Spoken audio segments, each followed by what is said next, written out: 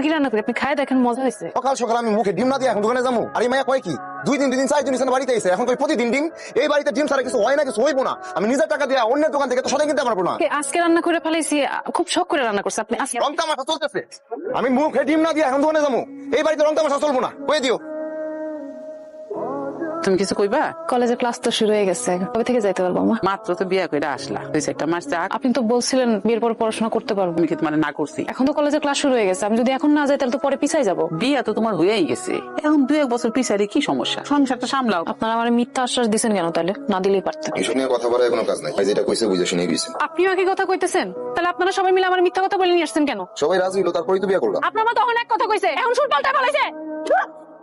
আমার সামনে গলা উৎসাহ কথা কইবা না। এই পড়াশোনা দরকার নেই, ঘরের বউয়ের মতো থাকো। বাথরুম না করো না, বাথরুম থেকে বাইরে খাবো না। বুঝছি না, এত প্যান্ট ভালো লাগে না। জীবনে প্রথম